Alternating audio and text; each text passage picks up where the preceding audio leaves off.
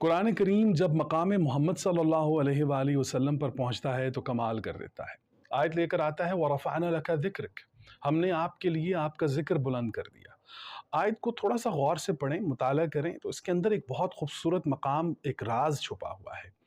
وَرَفَعْنَا لَكَ ذِكْرَكَ، ہم نے آپ کے لیے آپ کا ذکر بلند کر دیا ہے۔